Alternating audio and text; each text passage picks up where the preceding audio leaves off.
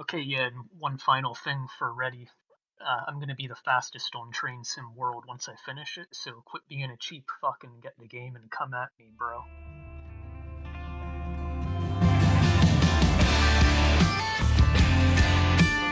Cool. It's going to be a really loose edit, so whatever fucks you put in there is going to carry through.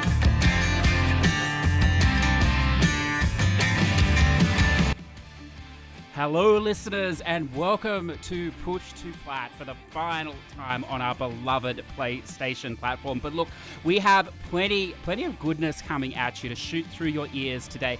I'm joined by two wonderful returning guests. In fact, we have pretty much the whole spectrum of the universe for trophy hunting and physical location covered today. Look, I'm going to get out of the way and we're going to jump straight in. Our first guest today, he's a returning guest with a current VR ranking of number 2 in Australia with a staggering 1,238 VR exclusive trophies on the PSVR. He long ago abandoned the safety of the Western gaming English-based narrative to embrace the land of the rising sun. From riding shopping trolleys down indoor bowling alleys, through side-scrolling retro-inspired, remade or straight-up ports of Japanese arcade madness, cockroach simulators, earthquake simulators, Japanese train simulators, and of course, skin-on-skin, giant anime titty jet ski races. If you think your giant adult Yakuza baby is pushing the limits, it's time to expand your mind, your PlayStation regional accounts, and your total disregard for Western games media. With a command of profanity harnessed through years of playing bizarre bullshit crafted to challenge the Asian gaming gods, his vernacular runs to the blue like the blood of a true Sony pony. But we will allow it because he's Australian. It is my pleasure to welcome Drag-On-Detritus. Ready? Are you ready? Yeah, always. I'm glad you've been keeping tabs on what I've been playing because I can barely remember. Well, we're going to get into that today, so God help us all. Now, our second guest today, he's a returning guest, a friend of the podcast. He's a man that needs no introduction to the trophy hunting community. He's a man who idolizes the grind but embraces the jank. He will explore the remote European countryside by rail, all while brushing puppies' teeth. Twice.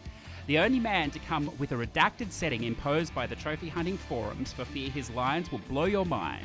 He's a previous running candidate for the Guide of the Year, beaten out by an allegedly rigged vote, but rather than storm the forums on the sly, he settled for a namesake Pinkman Platinum and a royal fuck you. My guide is published by a famous rap group. He has manipulated the mouth, grinded, wanked, and perfected the swallow, all in the name of trophy hunting bling. He bleeds blue, a true pony through and through. It is my pleasure today to welcome the Sultan of Simulation, the 1,450th ranked trophy hunter with an astonishingly small 7,354 bronze trophies. He is making America great again, one trophy at a time. How are you? ImStylinOnYaBro. Good day, mate. Yeah, great to be here. I've been looking forward to this for a long time, man. With all the excitement, I had a late night last night, couldn't get to sleep. I just can't explain how excited I was to get another invitation, so yeah, let's hop to it. This is fantastic. And how is Mick Dundee going over there? Bloody lovely, sir. Bloody lovely. Look, this is going to be a laugh. But look, before we jump on, I have to ask. I just want to clarify this. Reddy, you're still in the PS4 camp, aren't you? You haven't moved across to the PS5 yet. Is that correct? Fuck the PS5. Oh, It's got nothing now. It has nothing. Yeah. It like if it has when it gets like a premium 2D shoot 'em up or some weird shit or the new VR, I need or Japanese games. I need something like that. Yeah, to make that work for me. And a right of reply there, bro, because I know you recently got yours. oh, I have. Yeah, I call it the new master race. You can say fuck the PC now, but yeah, it's definitely the best place to play PS4 games. I'll give it that. That's what I'd definitely use it for if I had one. It's phenomenal for train sim. You like loading into the maps is 20 seconds quicker, and loading the game up in general is about 50 seconds quicker. So I mean, I'm getting a lot more grinding done on that game thanks to the power of the 5. So that's the solution. Then I'll put an SSD in my Pro, and I'll have a Yeah, PS5 for the next year or pretty two. much, yeah. You probably have a 5.1 then. Yeah, because when I play co-op, the boys I play with have SSDs in their PS4, and they load in so much faster than I do, which works for me because they're starting to get stuff done already. Yeah, you can come in and the While I'm map's just already pissing cleared around. up. Hmm. I just thought for you, Reddy, it was just Yeah. the residual smoke that was slowing your PS4 down. But there you go. Well, it certainly doesn't help. It made the original one pretty loud, I think. Now, look, listeners, we are going to jump into today. It's a very relaxed, chilled episode. I did give a warning at the end of last that there will probably be language today. So if you do find that offensive, then it is probably time to push off and find a more family-friendly podcast, I suppose. But we are, if you don't know us, I suppose it's fair to say that we cover a huge spectrum of different games. But more than that, I think it's fair to say we are probably three gaming degenerates. And I wanted to ask you both, do you like that term and do you embrace that term? Do you see yourself as a gaming degenerate, Reddy? Oh, more or less, yeah. Or deviant, all those good That's right, terms. deviant. Yeah. It's much more appropriate for you. I would have said deviant, yeah, but degenerate's good too. I'm all about that shovelware, eh? Because in the PS2 generation, when you had this publisher Phoenix Games releasing just this absolute dog shit, I would pick those up, and I'd quote unquote buy them from EB. I'd copy them to a disc, and then I'd take them back and get another one. And I actually played all the way through some of those, shovelware games, and there was nothing there. The game would just loop or end prematurely and everything, but to be able to get trophies for that and like a badge of shame and honor all at the same time, it's just great. Hey, so It is. Now, bro, you're the most. I mean, you're almost appear mainstream compared to us, I suppose. But I think you're a bit of a degenerate, most likely. Oh, Do you definitely. embrace the term or not? I do. The more shameful the game, the better. Especially for a milestone. Yeah, I've noticed that about you and your puppy rescues needing to come out at the right time. You definitely epitomise that sort of a person that, you just put the trash on the milestones, which is wonderful. Yeah, I don't whip it out often, but when I do, I make good use out of it. That's for sure. That's right. That's right. It's how you use it. It's not the size of the spam that matters, of course. Now, I thought I'd ask you, because we will get into games, and we're going to get in, I think, to a bit of sim games, a bit of train sim games and things later, listeners. But of course, there's been some big news in the last few weeks with Sony, and of course, one of the big pieces of news is that the beloved Vita store and the PS3 store is finally closing. And I wanted to ask you both. Because I know that both of you have played, a fair share of PS3 in particular, but also Vita in the last few years. I wanted to ask you at this point, who do you think gives less fucks about the PS3, Sony or yourselves? Ooh, I think me. Might be me. Yeah. So are you finished with it? Well, I'm finished. I'm finished buying for it. Do you know why, man? Because I counted the amount of PS3 physicals I got, and it's 210, and about 20 of those are AAA bullshit titles, and the rest of them are actual good games. And on Vita, it's 188 boxed games. And if I think about the digital I have bought, that's like another 200 like games per system probably. So you could say that years ago I already owned 98% of what I wanted for those systems for digital and physical. But actually playing them, if I actually went to start playing them, it would be it would take me 5 to 10 years to get through all of them. So what's the bloody difference between having 210 games that I'm not playing and 300 that I'm not playing? It's not really. It's a very logical point. Luckily, I haven't explored that myself. How about you, bro? I know you. I think you recently finished with the PS3. Is that correct, or you're approaching that point? Yeah, I did with that Barbie puppy rescue for plat number 250. That's the nail in the coffin for the old PS3. I packed her straight up and threw it in the closet. So that's me done with it forever. But I mean, yeah, I'm kind of glad the store is shutting down. I mean, most people that collect games end up, like Reddy said, he has a couple hundred that he has. But yeah, there's some people are mad about it. I think it's more important for the Vita. I wish that kind of was staying open because a lot of stuff is just digital from what I understand for that. But for the PS3, I just shut it down. Pull the cord already. Can I say something about Vita? Please. Sorry, man. It's just that with the Vita Digital, that's if you've got a United States account, right, there's probably about 100 bloody digital only titles that we don't have on our store. So if you saw the Australian Vita store, you'd think it was a fucking joke, man. You'd be like, "Where's all the games?" I've actually So never you touched know the you have to Vita. do the. Oh fuck. Okay, yeah, man. Like the Australian store barely has anything on it, and oh, fuck, what was I gonna say about that? I was secretly hoping the Vita trick can't be done anymore, and no one can do you know, the 6 stacks, and people can stop arguing about stacking easy platinums and start delivering some info about the actual games. You know what I mean? Did Uh, you ever do the Vita track to play some no, of those games in America, like the no, ones that aren't on the store? Okay, nah, yeah. fuck no, man. Like the only one I would want to play is like a port of a simple 2000 series PS2 game, and it's this it's called the Highway Battle, I think. And it's a Japanese exclusive, and it was 200 yen once. I almost bought it, and then I thought I'm not doing the Vita trick. Like it's Mm, just nah, man. Because I mm, would just end up doing the stacks of all the easy games. I've done enough of that. I try to have half and half. I don't want the easy ones to overtake it completely.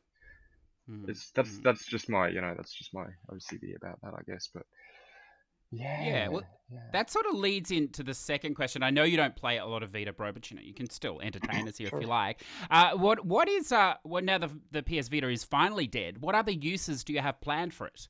I was considering to see if it could swim. I mean, what about you, Ready? Um, I'll just plug away at what I have, I think. You'll keep playing it? Yeah. Well, the only game I think I'm gonna panic buy, so to speak, is that Night Cry that was made by I think it was a Kickstarter game made by the Clock Tower developer or Oh something like that. yes. It's Yep. $32, which is Mm. not good and not terrible either. So I actually have $37 in the account right now. But a pretty good looking twin stick bullet hell shoot 'em I've got released today for like $14, and now I'm thinking, man, I'd rather play that, hey. But On Vita. no, no, no, no, man, on On PS4. PS4. It's just that I have the money in the wallet. But Mm. yeah, I reckon I'll probably buy Nightcry, and I'm sure I'll regret it because apparently the loading's quite long and all the rest. But it just seems too remarkable a thing to pass up. The fact that that actually came out and then but only on Vita. Like I have no idea why that never came out on PS4. It's probably budget or whatever, but. Mm. So yeah, there's that, and then there was that awful Battle Rockets game, and I have this thing how I want every 2D Oh. shoot 'em up, even the most awful of them, but that is Yes. just pushing it, eh?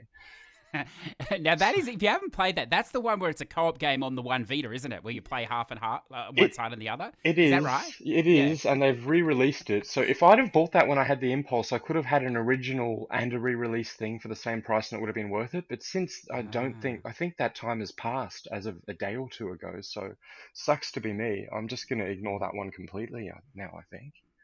Well, I mean, Hmm. that's leading to this. Oh, I sorry, was bro. gonna say the one thing I'm hoping for is everybody does all their panic buying, and then right at the end before the stores shut, they do like a big 90% off just literally everything in there. Well, I wanted to ask about that because Sony's been trying to kill this thing for so long. Do you think they would have the decency to do a massive clearance sale like that, or do you think they're just not going to do anything and it'll just I that's think it? they'll do nothing, but if I was in charge of it, just to be a cheeky fucker, I'd just look and see, okay, but you can see a huge spike in, towards the end of March, early April, when everyone's doing their panic buying, and you can see the sales kind of dwindling down. I'd just be a cheeky fucker and put a big 90% off everything in the final week after everybody already has their Mm. stuff. But yeah, I can't see them doing it really. I don't think they've done Yeah, a I can see a sale lot of for. people waiting for that. Yeah, they're too gung ho to get their stuff, but I don't think they've had any Yeah. sales on the PS3 here in America for like 2 years or so. Because we used to have our Mm. sales split up different than the rest of the world, but then we kind of got merged into the EU model, and the sales are like every week. But ever since Sony did that, yeah, we've had nothing on the PS3, which is a bit of a shame. Yeah, yeah. I have a feeling you're exactly right. Now that's sort of leading us into this because we talked about the shorter games. I know that's sort of where I dwell. Perhaps you too. Well, you dwell sometimes there, I think. And question came in, and it's quite apropos. So I wanted to propose it to you because I'm interested in your opinion on how you see this issue that's been beaten to death, flogged to death. I think. But here we go. Anyway, with the questioner says, with the rise of the 2-second ejaculation platinum, multiple region stacking, cross-gen auto pops, cries from the bleeding left that the trophy system is broken. The People's Republic of China's unified one account policy for all Chinese gamers to climb the leaderboards. I didn't know that. And Ratalaika are approaching Fortune 500 status. Has there ever been a better time to be a trophy hall ready? Oh, I doubt it. No, it's a pretty good time, really. You don't even have to do the Radalaika stuff. You can do the like I've been doing the Voices games collection of Lizard Lady and the Cats and Endless Shafters, and I did Newtonian inversion yesterday as well. It's a shame the show's ending. That guy would be perfect to have on, man. He reckons he doesn't have to do his warehouse temp job anymore because he's making so much money off his PlayStation Network games. But at 85 cents a pop, I've got to wonder whether he's being facetious. You know. Well, look, let's take a sidebar here because you mentioned these endless shaft games or whatever else. Now, they're 2 games in one for 1 platinum, I'm told. I'm told that it requires some skill, although that comes from one of the trophy guide writers, so, you take that with a grain of salt. So what is it? Does it require any skill, or it's total bullshit, isn't it? It doesn't. Endless Shaft was the guy's first game, and I don't know if it was that or Ascend Shaft that was made during one of those lo-fi jam competitions where you just develop a game over a short period of time, but that's definitely, I swear, where at least one of his games came from. So with Endless Shaft, there was a real red flag with this when I saw the trailer because he obviously had an invincibility mode enabled. And so what I thought was that people were saying it was impossible then, and then someone found a glitch, right? I'll get to that in a sec. But what my plan was for this, because I had to have a platinum trophy called Shaft Master. What my plan was I was going to email Matty Green from the Voices Games and say, hey man, I noticed you had an invincibility code there. Do you reckon you could share that with me? But people found this glitch, right? And do I have a I have a pad. The glitch sounds like this. Yeah, that? It's like you're smashing on the fucking touchpad button and pressing X at the same time, and that'll get you out of bounds. And what I noticed that no one has posted yet is that unless you're pressing the touchpad button in at the same time as sliding it and pressing X, you're not going to get the glitch to work. And if you're pressing it in at the same time, you really got to hammer your finger down on it, then you'll get out of bounds really quickly. You know? It's still possible to die out of bounds, so that's why I kind of messed up and I don't have the fastest time on one of those stacks anymore. But yeah, so Endless Shaft is a bit of a joke, but then Ascend Shaft is a 2D shoot 'em up with 4 stages and 2 bosses, and it was very retro, like a Galaga style sort of thing, but it scrolls very slowly, and every time you shoot an enemy, suicide bullets come out, so you have to shoot and then dodge a bit and shoot and dodge a bit, and it's extremely basic, but it's kind of a laugh because it even has a story, and I didn't know this because I played them without sound, but when I sort of I think I looked up a video for some reason or another, and I noticed it had music, which was a bit weird. And I thought I wished I'd played it with sound because I think that the guy did the woman's voice acting or something. I think he did all the voice acting. So at the end of the game, there's this. It's like the story is that you're supposed to escape out of this shaft you've been trapped in, in the plane, and the chick's going, "Great going," or whatever, and then at the end she's like, "Oh, I didn't expect you to escape. I'm seeing someone else," and that's the end.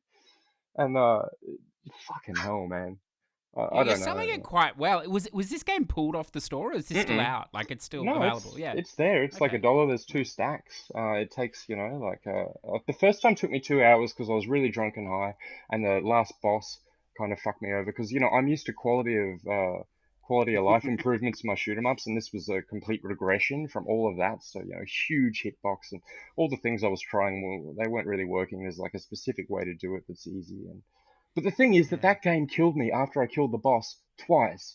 So I had to spend another bit of time because in a shoot 'em up, if you haven't programmed like an invincibility, like a little shield after you kill the boss, then you've fucked up.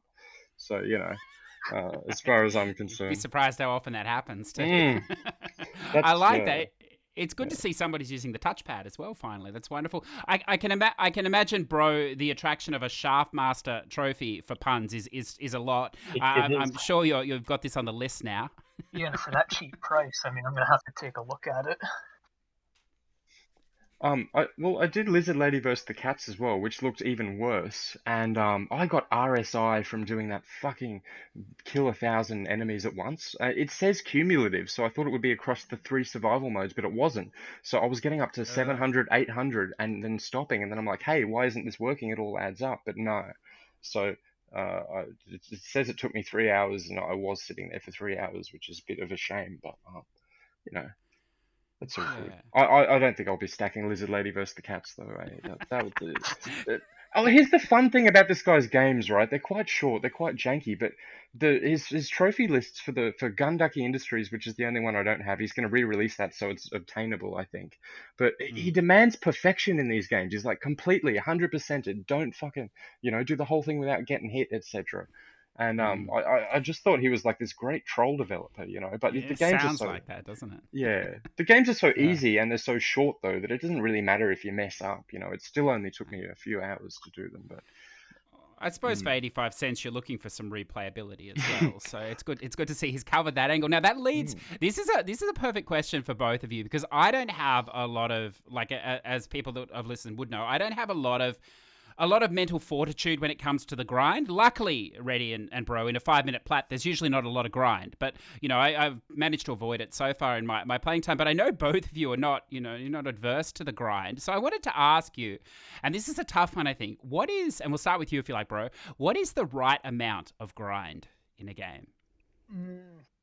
Enough that it doesn't come quick, but you're not just bored fuckless by the end of it. It's hard to put an exact time on the number. It just all depends how much you're enjoying a game as well.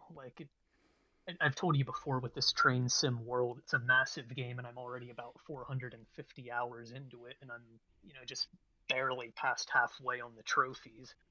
But I'm not sick of the game yet, so this one has a good amount of grind. But yeah, I don't know.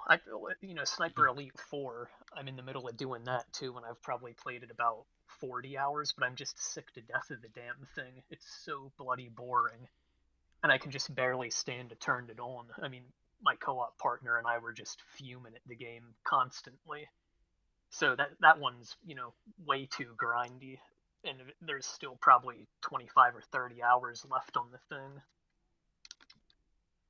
Yeah. Yeah, it's very task dependent, isn't it? I agree. I think it's funny that. What about you, Reddy? Because I mean, your grind is different. It's not necessarily length, is it? It's sort of like it's skill, I suppose, in repeating the loop. Sometimes I play a skill game and it's die and retry, and those are the best ones, and like the time is like almost irrelevant. When I looked at the Exophase card, it said the first PS4 platinum I did was Rogue Legacy. That one where Mm. you constantly you pretty much have to reroll till you get good attributes, so you can do your 15 deaths run, etc. And bloody it said I spent 70 hours on that, and it didn't feel like 70 hours. I thought I'd gotten it done in like Some of those half that, So some of those games sorry. don't track right, it seems. There's been games where my save, That's true. like Sniper Elite Yeah. says I've played the game 21 hours on my save file, but then it's like a 40 or whatnot Maybe it just card. feels like 40. 20. Yeah. Fuck. But yeah, I think the ideal amount of grind, if you're having fun with the game, it doesn't matter. But if the game's boring, then the ideal amount would be none. You'd just beat the campaign and it would be over, Mm. or something like Mm. that. But I mean, it's interesting because those Yakuza games, I lived for those, right? But every Mm. single one of them, except for three, I would buy on release. I'd beat the story. I'd beat every side mission, and then I'd look at the trophy list, and they're like, oh, to go and perfect the baseball minigame, do all this, and I think, well, fuck off. I've had my fun with it. I'm done with it. I'm leaving it at Mm. 60 to 80%. Mm. And that was my favorite thing ever. So I feel like I've ever since CJ, you said you were going to double down on trophies and try some longer games like 4 or 5 episodes ago, right? And I thought, Mm. oh my Mm. God, man, Mm. when Couple years ago. yeah, but like I fucking once I started doing that, man, I just don't know. It's almost like a regression. I feel like I almost prefer when I used to just abandon the game when I was satisfied or Mm.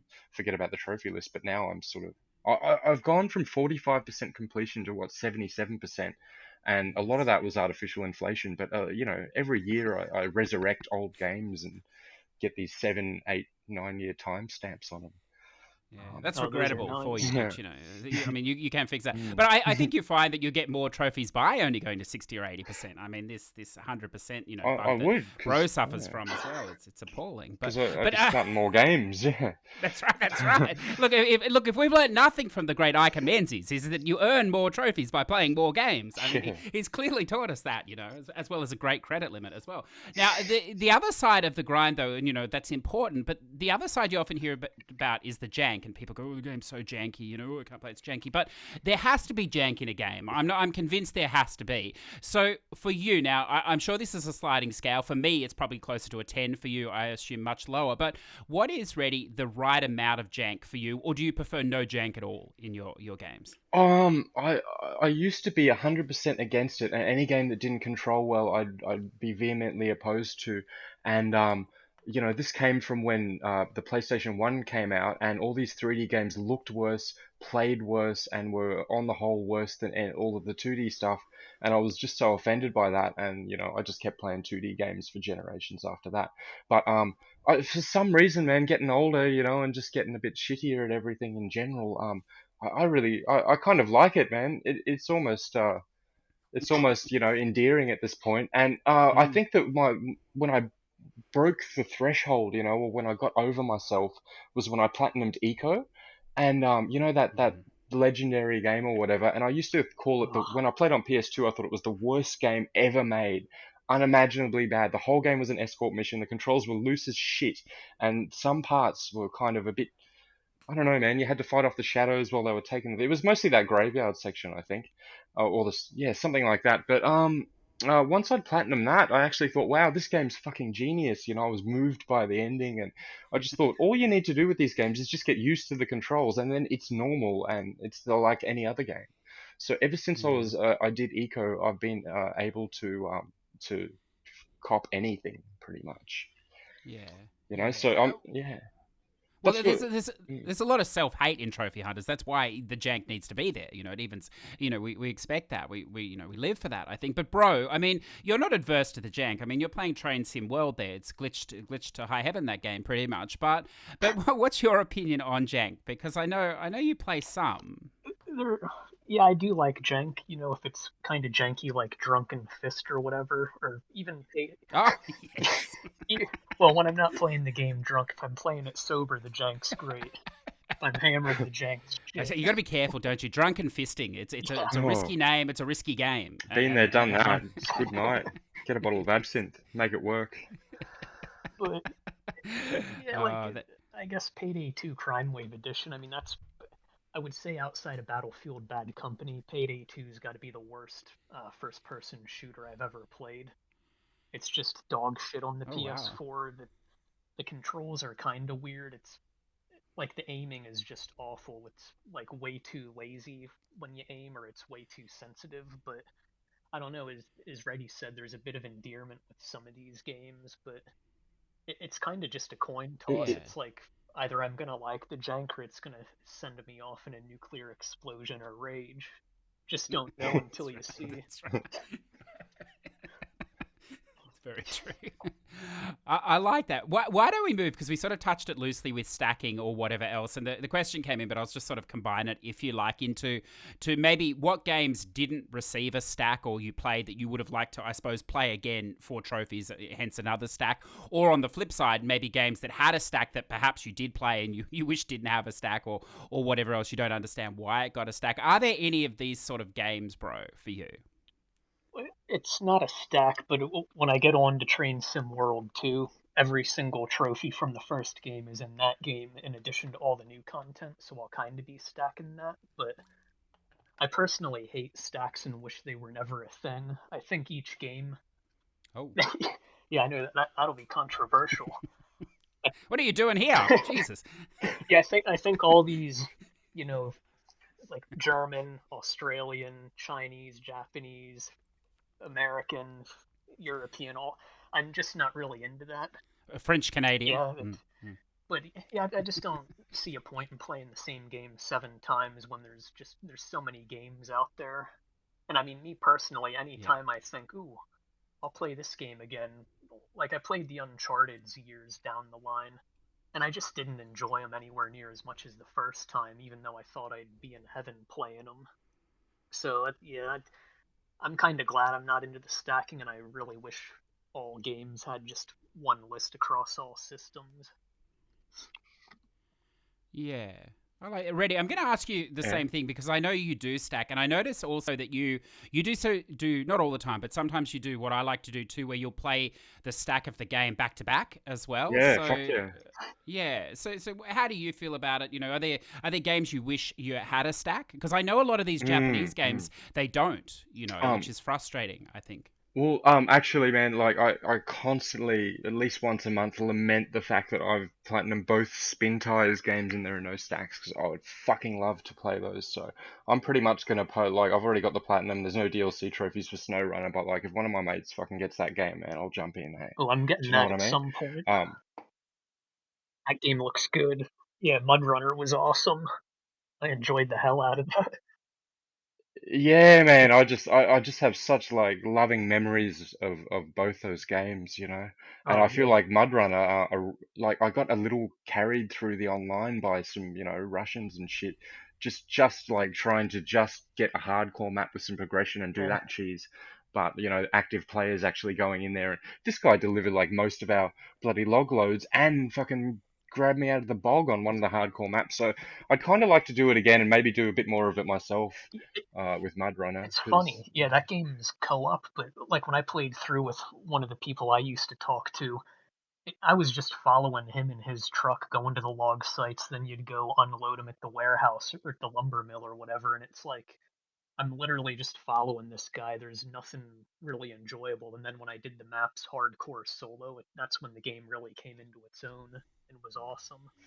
yeah, man. Well, like the dude I was playing co-op with, you know, we were pretty much working together, you know, so it wasn't just like I didn't get carried by that guy, you know, because I think I was the fellow that suggested it to him. But yeah, no, when the Russian came in and just owned the stage for us, I was like, you know, I might have lost a bit on the experience there. Yeah. But just with the stacks, right? Mm. I love stacking actually.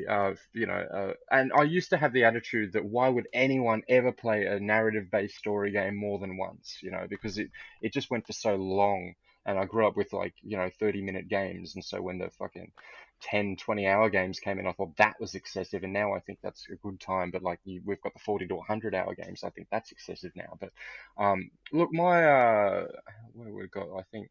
I stacked as early as 2011, I think. The first thing I stacked was Deadly Premonition, and then straight after I stacked Under Defeat, which is a shoot 'em up, and then I Mm. stacked Hatsune Miku Diva F in 2013. So like I started stacking because I would buy the Japanese version of something because it would come out before the Western version, and then I would Mm. have two versions. And like I mean, come on, man, stacking Miku, like don't twist my arm, you know what I mean? That's That's fine. that's no problem at all. And the first Miku Diva F, I'd never played the game, so I had to learn how to play the game, and it took me like 60 hours because I didn't do much Diva rooming. And then the Vita version, I got done in 20 hours and like you know 3 days or something because I was able to perfect charts and play extreme, you know, to get more points. But um, Yeah. you know how you said would the games with no stack? I was gonna actually say Train Sim World. I wish there was no stack of that because you know for me to have all train games and all stacks, I would have to spend like I don't know $800 on the on the DLC for two stacks of that. What they Oh my did, God, man! something that's pretty annoying with Train Sim World 2 is it's currently got three. It's only one game, but there's so many DLC. It's got its second additional expansion, but you've got the base. It's Mm. You've got the yeah. base games. That's the only deterrent for me playing that game, man. The only deterrent is that DLC. I actually just posted the other day in the Push to Plat Discord. I think I'm in like $118 on the first game so far. And I'm a guy that just hates DLC, Yeah. so what the fuck am I doing playing this game, you know? It's like the king of DLC. But like, my hypocrisy with this is that I spent $200 on the two train games that came out in Japan in December last year, and I didn't bat an eyelid. I thought that Yeah. was a great deal. Well, let's hold that because I want to go into both of those games shortly. Let's move along to this next one. Now, this is an interesting one, although the game I don't think interests any of us. I don't think any of us will play this game, but it's an interesting question, and it really speaks to where we are. And because you're both firmly on the Sony side, I'd love to get your answers on this. And I'm not sure if you're even aware of this, because I know this game doesn't particularly interest any of you, but it is a really big thing that's happened in the last week or so, although it's been rumored that it was coming down the pipeline for some time. And it's that Sony's San Diego's MLB The Show 21 launches. Now, it's launching directly on Game Pass this April. It is the first Sony first-party game to appear on Game Pass on the Xbox. And the question is asked, when can Xbox gamers expect to see Sony available on their Game Pass at home? So what do you think, bro? When can I just turn on the Xbox and I'll just find Sony there on the free-to-play Game Pass? Well, I'd almost imagine you'd find the Game Pass on a Sony console before you'd see Sony having all their stuff on Xbox. But you think? Yeah. I would say so, probably, yeah.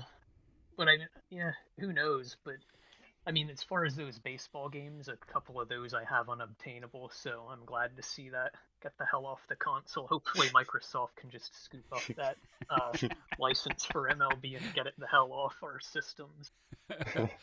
What I want to ask here, and like this game is just a driver for the question, and for Reddy, this will be interesting for you too, but a lot of these Japanese games or whatever, they for a long time come out on PlayStation, but recently they've now moved, many of them with censorship and other reasonings, they've now moved to the Switch, and there's quite a few games that have not been available on PlayStation now for some time, and interestingly enough, as I put this together, the Cooking Mama finally appeared on PlayStation. God knows how that happened, what the legal things are, but there is a shift, not necessarily to the Xbox, but to Switch and things, of some of these games that perhaps you would have played, I was definitely interested in, from the East or whatever else. What do you think about them shifting to the other consoles? I know you're primarily a PlayStation gamer. Does that worry you at all, or are you open to moving? No, it's fine. Look, during the 360 generation, right? You know, I forgot to mention this when you asked about PS3, but it had by far the weakest, most pathetic library compared to the 360 and Wii. You know what I mean? The 360 and Wii and even the PSP kicked the fucking shit out of the PS3's game library. Like, that's why I have like a pissy 200 games. I have everything I want. Do you know what I mean? It was like finding a needle in a haystack looking for an interesting PS3 title when I'd look at every single bloody one being released. So during that generation, I played more 360 and Wii and Nintendo DS than I did PS3. You know, that's why my PS3 trophies are so pathetic in their progression, because I was like, well, this is the weakest system here. So what would happen if the games that any game I would consider essential, move to those systems? Well, I'll go and get the system then. But fan servicey shit, I have more than enough of that, and I'm not upset that I don't have to add another Senran Kagura game to keep my complete collection of those games. I'm not really upset about that. I feel about that, it's like with the baseball thing. But I reckon one day, CJ, you'll be able to fire up Game Pass and see Horizon Zero Dawn there or something. Well, look, that actually leads. You would not believe this question has come in here. So look, we'll jump straight to this one. It says here, with the not sure, it's anonymous submission, but you don't need to be ashamed by your opinion, anonymous. With the bar for first-party Sony exclusive games reaching a new low off the back of critically acclaimed pony action-adventure thriller Horizon Zero Dawn, what is most likely? Horizon Zero Dawn 2 releases to a giant pony orgy of adulation, or Horizon Zero Dawn 2 is bought by Microsoft as a freebie for Game Pass? That would be great, wouldn't it? Well, the game is Horizon 2 Forbidden West. I wish it just was Forbidden in the West. Is that what it's called? Yeah. I thought you were a fan of the first one. Oh, I couldn't stand it. I was told by a good friend of mine, mate, you gotta play this. This is the best game I've ever played. It's my new favorite game of all time, and I played it. And I was just so bored shitless. It seemed like it had every sort of robotic apocalypse kind of cliche that I've seen in movies 1,000 times. And I mean, the only thing the game did good is it didn't make you search for a couple hundred collectibles. It was only like maybe 60 or 70. So it let you get off the thing a little bit quicker. So that was good, but other than that, I don't know. I thought it was the most overrated game I've ever played, perhaps. Well, it had a wonderful fake. Now, I'm pretty sure it wasn't the real Samuel L. Jackson, was it? It was an impersonator or whatever, that guy. They didn't get the real one, did they, for that? No, I I I hope don't not. think they I'll did. have to check No. that out. But no. Conserving money. I mean, they're closing things left, right, and center. Now, this is an interesting one. I don't think either of you have played Cyberpunk, and I was shocked when I heard this morning. But CD Projekt Red, obviously riding on a wave of shit at the moment, announced that they're going to start to develop both a new Witcher game and a new Cyberpunk game simultaneously in 2022. Which means I don't know if they feel they've already completed one Cyberpunk game yet or not. But anyway, they're going to start a new one simultaneously in 2022. Two big AAA games.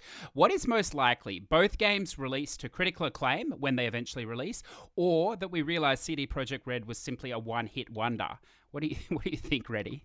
Um, well, I borrowed The Witcher 3 off a mate, and I sat through an hour-long cutscene, and then I got a black screen, and if that was a loading screen, that was not an acceptable amount of time to be loading, so that's my experience with the game. I Oh gave it back to wow! my mate, and I said, this can fuck right off, and I'm never going to play it because I heard it had bad combat and it lasts for 100 hours. Oh, So, nice. it's like people get sucked into the narrative and the side quests, which are apparently quite rich and whatever else, but that's one of those games where if the controls are shit, I'm not going to put up with that sort of jank for that long.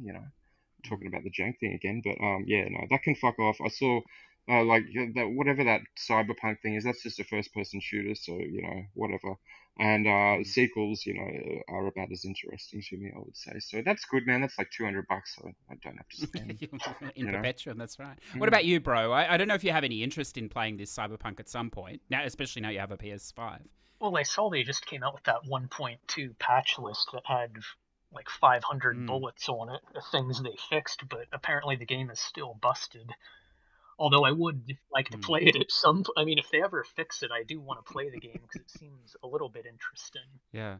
But in terms of The Witcher, I've actually got that on my Mm. list for the push to plat event, the Now or Never.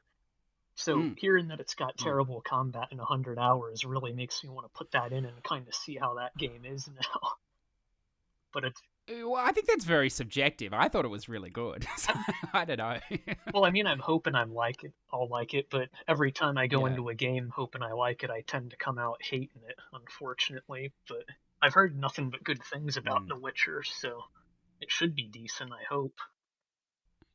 Yeah, I think Reddy's just not used to the Western RPG, 99 hours Oh, loading screens. That's what he's not used to. It's once you're used to that, if you play a bit more Assassin's Creed, you'll be fine there. So, I have to play an Assassin's Creed in the first place. I'm very oh, isn't it? proud that I scroll through my A section alphabetically and there's none there. It's amazing Ubi hasn't got you yet. I did Far They'll get you Cry's. eventually. I feel Ah, like you play one, you play them all. So Far Cry was the one that I just got roped into. And again, I had no weed Oh, for a few months, and my mate lent it to me, and I got really into taking over the bases without ever being spotted. I just thought that just that was good, and mm, that carried the whole game for me. Just doing that, yeah, doing the sniping. yeah. same thing over Yeah. and over. That's right, but it was a good thing, so it was acceptable. It was acceptable grind. I like that. Now, Yeah. look, let's move towards these train games, but just before we do, there's a final question, and I love these projection questions. Obviously, we're at the foot of the start of the next generation. There's big movers and shakers. There's big things changing on all sides or whatever else, and obviously Sony is well and truly ahead at the start of this generation. So it's only natural to speculate over who knows what the next 7 years. I suppose this generation could be 7 to 8 years potentially. What is the most likely end result of this generation? PlayStation shits the bed or PlayStation shits the bed? What do you think, bro? Well, I think the battle is going to come down to simulation games because recently Lawn Mowing Simulator showed their allegiance with Yes. Microsoft, and then the Yes. Brewmaster beer brewing simulators showed their allegiance with Sony. So I think we're in for another console war on the simulation front, so it could get pretty down and dirty here in the coming years. You must feel really torn when you see something like that, yeah, between the two split. Well, I said it made me think, maybe the grass is a little greener on the other side, but that and Microsoft Flight Simulator kind of got me interested in getting an X, but I don't think I'll Mm. ever buy one. But we'll see. Maybe I will. Would with the recent news, of course, that I Am Fish is going to be a Steam PC exclusive, maybe leaning towards Microsoft as well. How does that make you feel? Ooh, did that get announced as Steam only for the time being? I think it is. Yes. Yeah. Oh, That's the yeah, game, isn't it? Where you're the fish, like I yeah, am I am bread, but the fish. fish. Yeah, Yeah. Hmm. yeah. I mean, It's a I've wonderful not really game, ready. seen. That's scary. I actually like pretty much want a collection of underwater games, so that's a bit of a worry for me.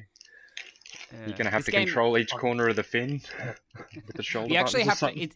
You have to get the fish upstairs and up. Oh, it's Oh, ridiculous. that Yeah, sounds I good. love it. It's out of remember, water. you Yeah. you In and signed out. that NDA, CJ. Oh, Remember, sorry. you'll get in Sorry. trouble. Sorry. Look. Allegedly, there are stairs, and the fish may or may not move up them. Oh my goodness. Oh, they'll have to come at me there. Okay, for that. Look, let's transition across then to train sim games. So you're both playing train sim games of different natures here. Japanese one, which I can't pronounce, but you can dig out for me there in a Yeah. second, ready. And then Train Sim World, obviously, bro. Look, I look at these games. I've talked before on this. We had Memphisto on who liked Sims as well. They look as boring as absolute shit to me. In a brief way, bro, what do you love about these games? Come on, what is it? I mean, obviously, I'm not a train engineer, and there's just something interesting to. You get a little bit of a sense as to what it's like. I mean, each of these trains, believe it or not, does handle differently, and I don't know. It's just kind of relaxing. You can throw train sim on after playing another game you don't like, and it's just kind of relaxing watching the foliage and the hillside as you go through. I don't know. It's Hmm. just you and the train, nobody talking or anything, just peace and quiet, a bit of tranquility. Yeah. Yeah. And now, Reddy, I don't know Mm, anything about this Japanese mm. train game you played. Is it a similar style or is it more arcadey or what is it? Well, I played two of them, and one of them is more of a sim, and the other one is a port of a 2017 arcade game that's part of a long running series. And that one was so like Densha Go, and the subtitle is Hashiro Yamanote Sen. And the reason for the subtitle is that they only ported two tracks out of the six from the arcade. And doesn't that sound like they're priming it to re-release the game twice more with the other two lines each, maybe? But Indeed. yeah, essentially right. Denshi Go is an arcade game completely. So you don't get a moment's rest. Every single time the speed changes, you have to press triangle. Every single time a train passes, you're obliged to dim your lights. Every time you see a rail fan on the bridge, you're obliged to sound your horn. And when it's fuck, where's my notes? Dude, the amount of content in this game, right? They've got the arcade missions, which are fucking 132 of them you have to do. But really, you have to do the same ones four times on every difficulty, right? So it's not actually 132, it's a much less, but you have to do them four times each. It's boring as shit. You don't have to get a good rank in that either, you just have to beat them, right? And then you have this thing called driver's mode, which is like the quote unquote story mode. And that has 109 missions, but some of them are half of the line with the 30 stops. So, 10 stops, or an express one that covers like three actual stops, but 15 sort of things. And when you're running the express trains, you have to match, you have to be at a certain point at that time. And the timing is extremely strict. And when you go to stop at the station, you get graded, and anything under 5 centimeters distance is an S rank, and anything above or below 2 seconds is an S rank. And what the trophies want you to do is 100 S ranks, I think, but you've got the 132 arcade ones, which I never got a single S rank on because of they'd changed the scoring. The 109 driver's way missions, I actually wasted a bit of time getting S ranks in, and I say I wasted it because there's this thing called daily roulette with 76 missions in it, and you have to S rank every single one of them. And they're like the driver's way; they could be quite long. They could take 20 minutes. And you could fuck it up at the end. You could fuck it up by accidentally hitting the emergency brake button, which I think is L2, and it'll dock you 7 points. You get docked for doing absolutely anything that's wrong.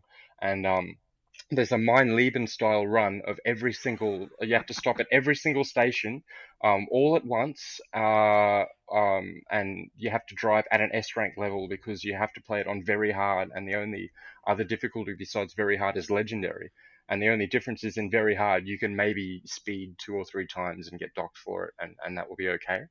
But Hmm. um, just about the relaxation and quiet. I didn't have that. I had my girlfriend talking to me for a lot of it when I was trying to concentrate. And when I did my Mind Leben run, I fucked up at station number 28 because, like, she was on the phone and just quite loud, and I just got distracted. And and then she'd be like, "Oh, you blame me? It's your fault." And yeah, it probably is, But it only took me 3 goes. I was worried about that, but it only took me 3 goes to do, the supposed hard thing. But sorry, getting back to this daily roulette thing, you can only do 5 missions per thing, and you don't start off with 5 slots either. You have to play the driver's way to unlock the slots. Yeah, and so they're random, and you might not get the same one. And I had to keep a fucking handwritten bloody page of bloody notes to figure out which ones I'd done, and I still made mistakes. And what bailed me out was at the very end, like there's so many different lines that you select the roulette things from, and there's different numbers of them too. Some will have 8, some will have 6. One had 7, which was just so weird. For the daily roulette missions, I was missing maybe 3 at the very end, and there's this one that has them from, it's a black selection. It has them from every single line or whatever, and I just had to do that, and that got me my 3. But it was just, you have to advance the date one day forward to be able to do 5 more. So it was just horrible, man, eh? So after all that, that took me about 90 hours of actual good gameplay that I really enjoyed. After all that, there was a void grind because they want you to do 8,000 kilometers, and I had barely done 2,000 kilometers after all of the content in the game. And that motivated me to get my Cronus Max out and figure out how to do max record, because you can grind out the kilometers in free mode. So all you need are maybe like, you just have to set up the menus at the start and then press X at the end. So I set that up, and I had the game play that free mode for 100 and maybe 120 hours or something.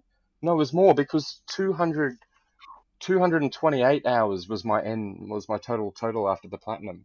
But it made me so happy knowing that the game was playing itself while I was at work or asleep.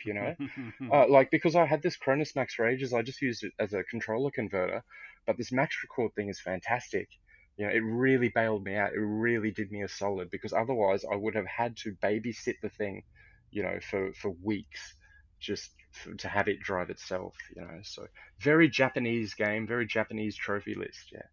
And I would recommend that game completely. Like, it's fantastic. But if you don't have max record, like if you don't have that Cronus Max, then you could do that remote play thing where you set up the Yes. remote play script. You can do that too. Some of the Japanese players did that, because I went and looked up a reference site for people who'd done that platinum and what they thought about it. Yeah. Yeah. Now this is what I want to come back to that, but I want to ask you something here, Mm. bro, because that makes sense now already. So basically, there are missions. There's a structure there to your trophies or whatever. In bro, in this train sim world, I've been meaning to ask you this for a while. Are you just playing the game against the trophy list, or are there actual like missions and challenges or whatever else that you're required to do, within the game itself? Do you know what I'm sort of driving at there? Is it totally Yeah. free form and you're just playing for what you have to do, There, or? each route and each train that's added to the game has its own scenarios, which are essentially the missions of the game. And then Yeah. each route also has a full service timetable mode, for each of the trains that are able to be ran within that route. So there's, I would say, like for example, on main Spec Art Bond, the one that's being a real pain in the ass for me at the minute, that one has 309 different services, and I think 8 different scenarios you can do. So there's effectively, 300 plus missions on just that route alone that you can do. Wow. So yeah, there's. Fuck. You were saying about that 8,000 kilometers you had to grind after you got done with the game, doing all the Yeah. content. I've been trying to get to level 20 on main Spessartbahn, and to do that, it takes 3,700 some kilometers of driving, Ugh. and the trophy's Oh. glitched on me twice, so I've done, over 7,000 kilometers for Oh, that's nothing. heartbreaking. And I'm currently a little over halfway through my next attempt at getting to level 21 and hoping the damn trophy pops. Fuck. How much of that is AFK, that sort of grind, or do you have to be there for that? Oh, I feel like Dovetail Games needs to be paying me as a babysitter. I gotta check in on it every half an hour. Every 28 minutes and 30 seconds, I go back, Mm, quit out before I hit a red light and fail the mission, get back to the that's brutal. menu, load the. you can at least put a save in the game, so you don't need to reboot the train up from scratch and everything. But yeah, roundabouts every half hour, I gotta go back to it when I can and set another run up. And Yeah, it takes yeah. about 40 hours to get to the level 21 doing that, so it's pretty time consuming. So, with all that time spent and everything else, at least you're operating in the English language world and you understand what's going on. What I really admire about Reddy is most of the time he hasn't a fucking clue what's going on, because he's playing in Japanese or whatever. But I know that's a cheap shot. So, but I wanted to ask you, because you did recommend this game, how much is it going to be reliant on at least understanding some Japanese, or is it fairly? All of the menus are in Japanese and all of the text and everything. But before the game even arrived, there was a translation guide for almost every menu on Reddit, and the only thing that I had trouble with is um, what the name of the lines were, because they didn't translate that, so I had to kind of figure that out myself. Um, but just about that, right? Denchide Go is all in Japanese, but this other game, what's it called? The other train game I did, which actually is almost a borderline spam plat and takes the better part of an afternoon to do. Um, that one, oh, fuck, what's it called? It's basically, I mean, the English version, the English name is called Japanese Railway Sim Journey to Kyoto, and it's a port of a 3DS game. So it's real footage of rural Japan. You're going through fucking beautiful looking, stunning looking bloody environments in that game, but it's janky as shit, and it looks like it's 240p upscaled. And I have the two train games on PS3 without trophies, Railfan and Railfan Taiwan, and I loaded them up, and they are smoother and they look better than this bloody Journey to Kyoto one. But Journey to Kyoto is entirely in English. It's I bought it. It's Japanese, like with the box and everything. But you boot the game up, and it's in English if you've set your system language to English. Okay. So that was great. But Is it? yeah. Is Sorry. this the 8,000 yen special? No, well, no, I think this one was 6,000 yen. Yeah. No, Denshu Day Go is 8,000 yen. Yeah, that doesn't fuck around. That's full blown retail, eh? And for me, with our 10% tax now and Mm. having to do DHL shipping, that's how it worked out to be about $200 for the two games. Oh, that's But right, physical. Yeah. dude, I actually, one of them was coming out in mid-December, the other one was coming out in late December, and I didn't want to wait. Like, that's how thirsty I was for these train games. So I actually made two separate orders, and I managed to get that Sisters Royale shoot 'em up game boxed for $20. Oh, So nice. that was worth it. And again, I got the Aleste collection, which is a shoot 'em up I was absolutely going to buy anyway. That came with the other train games. So I got these fantastic set of packages. But one of them, they hadn't sent me an invoice, and it had been out for a week, and I started getting nervous, thinking, did they run out of stock on the train game? Because that's sold out before the pre-order period finished, or whatever. And I had to email them and actually get them. I'm like, dude, do you want some money here? Because I got it, you know. I've But got to ask, seeing you opened it, did you get any further in that Sisters Royale game? well, I booted it up recently, and I thought, oh yeah, I'll give hard mode a shot. And the first stage is really easy, and the second one, man, I get fucked over because of the shit on the ground, or like the environmental hazards, and like that Mm, pisses me off so much because I just want to shoot and dodge. I kind of hate walk along shoot 'em ups. I don't know, it's weird. mm. Okay, But okay. no, no, no. If I played that game for a week straight, I reckon maybe I could 1cc normal or something like that. But hard mode would probably take like about a month of practice for me, just because it's not my like I don't like it that much. So, and the music isn't that great, so there's not. I'm lacking that enthusiasm of actually treating it as a real legit thing, and you know properly learning how to dodge things. I don't Mm, know. It's hard to articulate, man. I'm very, very fussy with shoot 'em ups. It's the mm. one thing I have absolute standards for, and yeah, I Yeah. get really bad with it. Yeah. Okay. At least you have standards for something. Yeah, I know, right? You gotta have them for at least one thing. At least Yeah, one thing. It's hard to tell, sure. isn't it, bro? It really is with me. Look, staying with So. Sims or whatever, and we'll come back to you in a sec, Reddy, but I want to ask, bro, here about the City Skylines game. So I've got a few specific questions about this game, too. The trophy guide is very long. The person was very linguistically verbal with their typing or whatever. There's a lot there, and one of the things that I remember reading was it was very well organized, but you really had to do it this way, this way, this way. And also there's this massive warning on the guide: don't download any of the DLC until you've done the platinum, because it's only going to make it longer or harder or something. Can you talk to this platinum experience? Is that all bullshit? Is that correct? What are the tips? What are the tricks for this thing? It's one of those things that when I'm about 50 hours into the game and nearly done with everything, I remember reading that and I just thought, what the fuck was that person even talking about?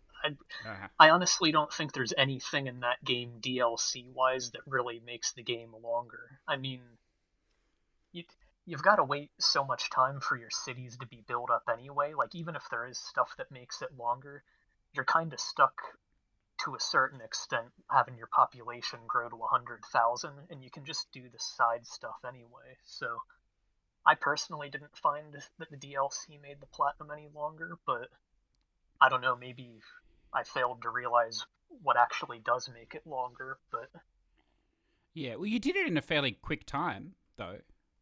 Yeah, outside the Chirpnado and spending 1,001 nights in the city, I got it done in like 56 hours. But the game was so damn addicting. I literally would wake up, work, go to the gym, and as soon as I got home, it'd just be like sit on the game and play that fucker all night until like 1 in the morning, go to bed and do it again, and then a week later, it's like, oh man, I'm already done with the game. What?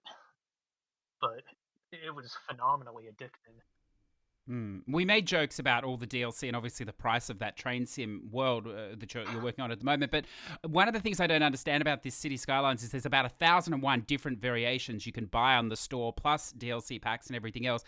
To complete this 100%, is this a pretty pricey game as well? Or is it all just you just buy one of those 1,000,001 options and you're set? Well, that's the good thing about it. You can look at the forums and see people that didn't do their research, and then they're, oh, what the hell? I bought this and I needed that. But it sounds like you're implying that Russian rouletting on the store is a bad move. I don't know what your problem is. Sorry. That's all right. If you look on the forums, I think if you have the base game, you get the ultimate content bundle, and that comes with everything. But if you don't own the game already, you can get the Mayor Edition, and then you'll have to fork out extra money, I believe, for Sunset Harbor and Campuses, is they came out after the Mayor Edition. So there's a bunch of content, but yeah, it can all be gotten within just a few packages of DLC. So it's not too confusing when you actually look into it. Yeah. Okay. Can I ask a question quickly about that? Was it a PSNP guide that you looked at that was wrong? Because that's probably why. Well, a lot of guides I look at on PSN, it's like this shit's just nowhere near detailed enough. I still have no idea how to get the trophy. It's like they'll come up with a completely suboptimal strat and they'll think that's good enough and just put that in there and never think about it again. That's what the guides are like, so that's probably why that, Exactly. Yeah. And I should know because I've done a couple of them. I probably spend more time writing a guide than playing the damn game if I do one. I'm insanely picky about when I publish the thing. Yeah. But it's like some of those guides, people don't go into detail on what they should, and then if there's a trophy that's like, oh, use every weapon in the game, they list the weapons, and it's like, if you're playing the game, you see the fucking weapons listed there anyway. They go into detail on the stuff that doesn't need it. Yeah, well, man, I played all 3 Van Helsings recently, and bloody one of the guides recommended not to do this one thing, and when I talked to someone who'd done it, that thing they recommended not to do was how he got it done, and I just thought, yeah, it's a PSNP guide, it's just how they are. They'll literally they'll fucking reiterate the trophy description, and that will be their tip. That's what happens there, it's fucking. Yeah. Complete this mission. In order to get this trophy, you need to complete the mission X. And then upon completing the mission, in the results screen, you'll earn this trophy. It's like, oh, brilliant. That's right. Tell you And anything. and you know what? That probably went through an edit. They probably got asked to say when the trophy pops. They probably had to edit that in. That second sentence there. That's how it works, I think. No It's doubt wonderful about for when I get it. I'll know what it looks like, but I just don't know how to get it. Now, look, I've got to ask. I know you are highly anticipating this game. Many people would not consider this a major release, but look, it really was by Sabec Interactive. They're a studio or a developer that's not limited by making games that are functional and selling them. They just make whatever they can and put it on the store. Talking here of the checkers, I noticed you're 0 of 6 here trophies still, but they've made many good ones. I'm going to share my experience with the golf one, which is wonderful because you can't even get off the first tee. It's basically unplayable, which is just a wonderful experience all around. But for look $1, I respect that. I want to further their gaming endeavors. But how is the checkers? Have you even tried it yet, or is it a similar style? Well, me and a buddy got that because we thought, that'd be fun to have a few goes at a game of checkers. And we got the game, we're pissed off at Sniper Elite, and I'm like, let's bin off Sniper Elite for the day. How about we have a few goes of checkers? And he's like, oh yeah, that sounds like a good idea. And we load up the game.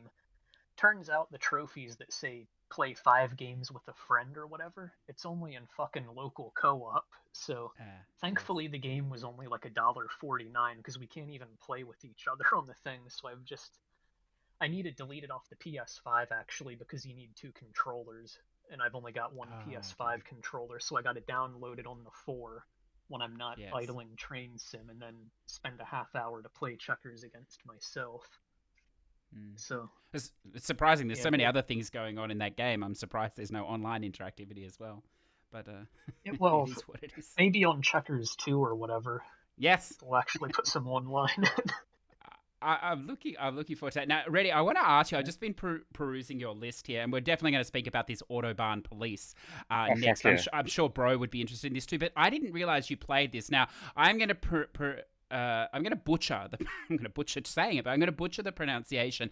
This game interests me a lot because I think it's a spam plat, but I couldn't figure out what the hell you were supposed to do. Oh, Umihara Kawazi Bazooka? Yes. Oh, yeah, okay, yeah, that's fucking horrible, man. The highlight of that game was the stage select music, or the character select music. Yes. And I mean, it was stuck in my head, and I thought, man, was that worth $20? Basically, right, the Umihara Kawazi is a legendary series that started on the Super Famicom, and I mean, like, I love it, so I'm looking right now at a boxed copy of the Super Famicom game, and I can see one of the Vita games, like where I'm sitting, so I'm serious about Umihara Kawazi, but at the same time, it's not a game I've ever put the time in to master, and I mean, it took me 100 goes to beat the Crab Boss 2 on the Vita version, so I'm not, like, amazing at it or anything, but I definitely know how to play it, right? And in Bazooka, they give you this auto mode or something that automatically reels shit in. And I thought, this is crap, mate. Because the bazooka thing that you have to throw out is the same button as the lure then. So you can't operate them independently. But when I changed it to manual controls, that was crap as well. But essentially, you have to beat 40 levels, and most of them are piss easy, except for maybe 1 or 2. And there are these characters from Cotton, which is an old shoot-'em-up franchise. And if you use the 2 Cotton characters, they've got guns, and they've got a bloody super attack that is a dragon fire head thing that passes through walls. And so there's only really one hard stage. You just pick one of the Cotton characters and dominate it. But of course, I didn't realize this until it was kind of, a couple of hours wasted on it. So I got a bad time for that. I should have gotten a better time. But when I saw Umihara Kawazi Bazooka and Umihara Kawazi Fresh, I thought, Et tu Umihara, you've turned into a spam plat from a really, difficult series. It's just bizarre. It's so bizarre to me, but I knew I had to play them, but I knew that they're not going to be worth full price. So, the second Bazooka went on sale on the Australian store. I picked that up, and even though I didn't like the experience at all, I'm definitely going to pick up the Japanese stack at some point, just to try and get a faster time. So I think I don't blame you. See, the problem was I saw the Japanese stack. I think I may have bought the Japanese version. I'm not sure. Anyway, I have one of them, and it was one of those situations where I realized I couldn't. The controls are a nightmare if you haven't played it before or you don't know. And I realized about an hour and a half in, still on the first level, that this was a spam game for a Japanese person or someone that had played the game before, but not for someone that hadn't played it before. But so it is really that short. If it is. But I promise, man, if you fired it up and picked one of the 2 Cotton characters that have, the special thing, I beat like almost the whole first world without realizing I had a super attack. And once I had a super attack, I thought, this is so easy. Well, some of them don't, man. And sometimes you Mm, have useless, like absolutely worthless bloody, like, we'll throw out a tiny hamburger that'll give you the most insignificant slither of health, or, mm, shit like that. So the character that you picked largely, dictates the difficulty.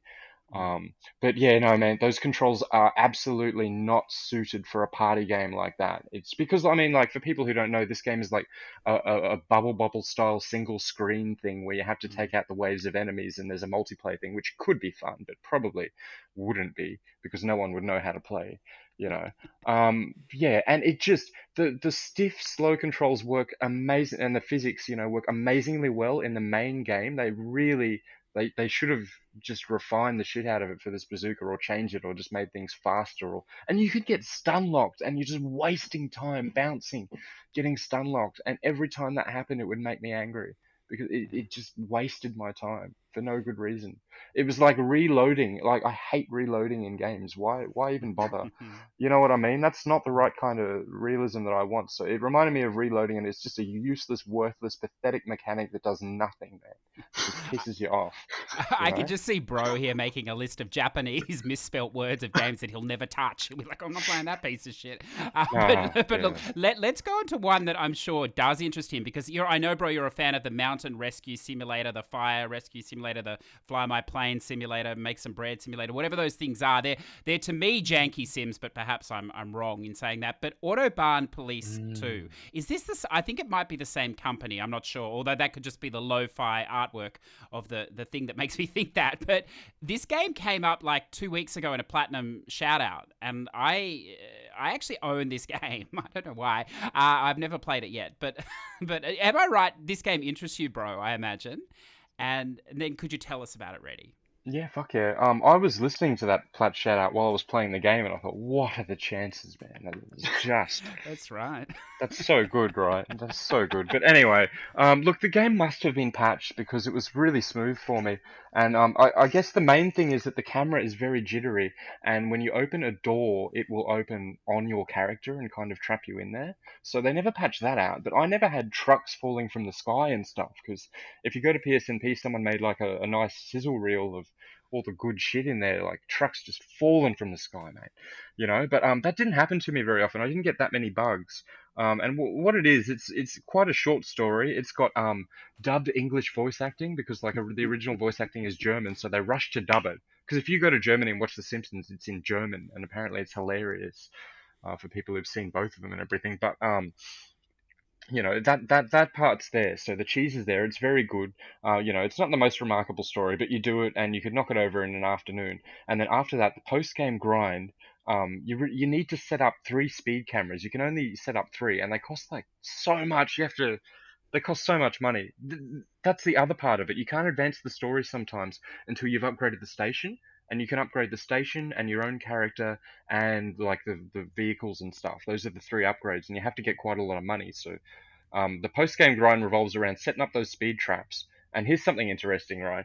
If I found out that if you have to buy a van to carry the speed camera, right, and then you have to get out and open the bloody back up and carry the speed camera, in your arms, and if you're not around where you're supposed to put it, you can't put it back in the car. You're just stuck like that, and you have to restart the game. And it reminded me of the construction simulator crane. I was like, wow, they're never gonna Yeah. fucking learn, are they? Fucking unbelievable, Oh man. But that man. happened to me once because I was just stoned and stupid at the time. But once I got my passive income going, I decided I'd leave the PS4 on overnight to rack up cash. And for some reason, must have changed it back to turning off after 5 hours because I turned that off for Densha Day Go. And so I woke up and and I was like, why is this off? And I had to basically actually earn that money myself after that. And that consisted of pulling people over. And I got my kicks off this, right? I really got my jollies off it, even though I'm, not deathly afraid of it, but I know anytime I could be pulled over, drug tested, get done for last night's weed, even if I'm straight.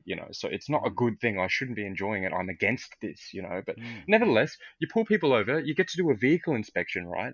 And if you don't do the vehicle inspection first and you start talking to them, you're fucked, mate. You can't do that vehicle inspection. You've got no pretense to you can look in their back window, and if you see bottles, you've got a pretense to like breathalyze them, right? And I wondered what the one for the drug test was.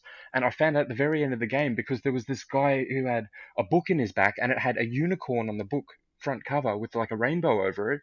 And I didn't drug test him, but then it told me I should have. And I'm like, oh, that's the flag. The unicorn book is the flag for a drug test, which is ridiculous. Yeah, but and half of the truckies you need to test, but it gets pretty pedantic with like, oh, the license is expired, you check it. Sometimes their number plate's wrong. Sometimes it's a different bloody what do you call it, mugshot of the person on their license and shit like that. So they dock you points, or like, which is the currency. They dock you the currency if you do something you shouldn't. So you really got to kind of be careful with that, but you can maximize it so you earn like 1,000 currency every, I don't know, like 5 minutes or something if you're good, and you've got the thing going. But there's also missions which are which have voice acting that you can do for 1,000 to 1,600 currency, and they're very good as well. Geez, man, I don't know. I'm all over the place with my description of this. I just loved it, man, because I played Remnant from the Ashes before, and that was fucking disgusting garbage, man.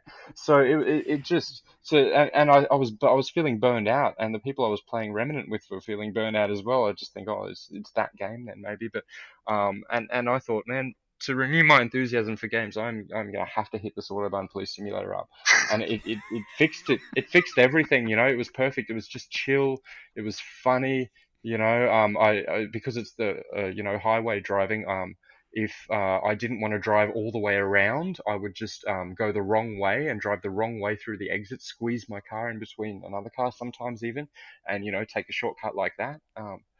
It's open world. You can do as you please, and if you're a person who is able to make your own fun in games, then I recommend that one. I'm sure the vehicles falling from the sky would appeal to you there, bro, after the Just Cause experience. I'm sure you'd be... It sounds like Cyberpunk 2077 with vehicles floating around. This game was made with a 1/100th of the budget, and it's ranked just as well. Yeah, the guy got canned from this Autobahn Police dev and got a job at CDPR. Went on to them. Yeah, but this game, like, jokes aside, it is like these mountain rescue style games and Fire, isn't it? In that it's a lot tighter. It's a newer game, so it looks pretty good, and it plays quite well. I had no problem with the handling of the vehicles or anything else like that. So for me, I just play anything without prejudice and just see what it's like. And I had way more fun with that than I would have done with games that's like 10 times the budget. I'm looking at it now, man. I've got the box in my hand. It's just fucking beautiful, man. Just looking at it, it makes me happy to know it exists. Oh, bro's wet dream all over again. Dude, I played. The sad part about that game, though, is when you get the trophy list on your account, it just says Autobahn Police 2, which is a real kick in the balls. I really wish it had that simulator in there. I agree, because it says simulator on the cover and on the spine. You know what I mean? So that's just so one of us will have to go into the updated trophy list thread, which I don't really want to do because people are snitching on VR games and having fucking games with flat modes taken off and fucking with the leaderboards and doing stupid shit for stupid reasons because they're fucking dumb. But anyway, sorry, man. You can edit that out if you want. It's just pathetic, man. Like, seriously, if you have a multi-platform game, right, you could be on the Vita leaderboards. So what the fuck is the problem if you play a bloody VR game flat and you're on the VR leaderboards? You're never going to be able to, you know what I mean? The only people it benefits to take the VR tag away are bloody like a handful of high-level trophy whores that want to add another walking simulator to their list, I've got a game called Kowloon's Gate VR Suzaku, and they took the fucking thing away, man. And I really worked hard to actually like find that was a game, and then I bloody really like waited it out to get a good price because it was super expensive for 100%. It was like $40-50. You know what I mean? And that just makes me sick, man. And some developers, sorry to go on a rant, man, but some developers spent all their fucking, they put all that resource into making a VR game. And just because they fucking flat patched it for some bloody whiners, man, doesn't take away from the fact that they made a VR game. Anyway, enough about that. Sorry. It's almost like someone's trying to stop you from getting to that number one position in VR, isn't it? Oh. But look, it is what it is. Oh, now, man. bro, Bro, but we're going to come back to Reddy in a sec about some of that my riding stables, because I know we all have an interest in horse games. Here, a very big interest. But before we do, someone better talk on the PS5 on this show, considering it leans somewhat towards Sony. I wanted to ask, you made an interesting comment, bro, the other day. You were playing Astro's Playroom or whatever else, and like every pony, you're amazed at the start, but then you made a comment or something to the effect that perhaps it wasn't as amazing as you thought, or there was something. I might have been misquoting you here. How are you finding that game? Is it because it's really a tech demo, isn't it, for the PS5 in many ways? Yeah, it's basically cut and paste 4 stages that are the same damn thing. You go in with your little bot, you do a little bit of mindless piss easy platforming. Then the torture comes. You have to, at least they use the touchpad, I guess, but that's not a good thing because I can't stand actually using the touchpad outside of pulling up a map. But you put this little outfit on, and then you're forced into using motion controls, and I just fucking despise motion controls, dude. They're That's awful. nasty. And yeah, you have to do it. It's like each level is split into 4, and then it's the same thing, cut and paste with a different reskin, 4 different worlds, and yeah, half the game is with this dumb motion control garbage. And if it didn't have that, I think it'd be a nice little demo. But yeah, I don't think it's really that amazing. The haptic feedback is good, but I mean it's a bit overrated personally, but I'm pretty damn hard to impress with stuff like that, so naturally I kind of presumed I'd hate it. It's nice to hear an honest opinion on that one. Now, look, I don't think I miss speaking here. I know you have a bit of a love for the unicorn game. I see you've done one of the riding games. I thought there was a sequel, but it's a different series, is it? This My Riding Stables to A New Adventure. Reddy, your list is so eclectic, you never know what you're going to find. It doesn't surprise me that I find this here. Oh, you definitely find the horse games. Yeah, how was this? No, Is this the definitive... Horses. Yeah, Yeah. is this the definitive horse game It's now? there's no tank controls in this one, so it controls much better, much better. And you can customize your character. So I played as like a black chick with bright orange hair, which was cool, something different, to look at with your character. And the horse named Cream Pie makes a return, so I was sure to buy Cream Pie. She was very expensive, mate, but worth it. And that foal training thing that was just so awful. I only had to do that just once. What I did instead of doing foal training was I went around to the chests that have money in them, and I opened enough of those to buy the horse massage thing. So the grind was never really that painful for me because I skipped out on foal training. And eventually you can upgrade your guest house so that people just line up, mate, and you're just raking in passive cash. Sometimes they take your horses out, which is really kind of annoying, but yeah, I wasn't completely efficient with the way I did it, but I wasn't terribly inefficient either. I just really wanted to enjoy it and chill out, and I think I got that. And I found a nice glitch where you can ride into the river and under the water, but of course the whole water disappears, so it just looks like a boring cave type deal. But in that ride, there's a lot of mountain areas in the map. And when you do a side mission and stuff, another one pops up at a spot on the map, and I was riding around thinking, man, I bet it's in one of these mountains. I could never find it. And then I had this oh shit moment of the fact that you can go to the message board and press R1 and go to the side missions and automatically go to them. So I'd done most of the game without doing these side missions. I just felt so stupid, man. But there's always a moment like that with games, with me, Is this one ridiculously priced? I know a lot of these horse games are. It's okay? No, man, it was $25, like normal, and I got it on sale, so I paid a little bit less. I think it was like a 30% discount or something, but that's all I needed, Yeah. $25 is not that bad anyway. I think I got about 5 or 6 hours of pretty reasonable horsing around with that, just like nine story competitions and maybe another 9 side competitions for you. There's a little bit of hurdles and stuff, but it's mostly just riding through the checkpoints.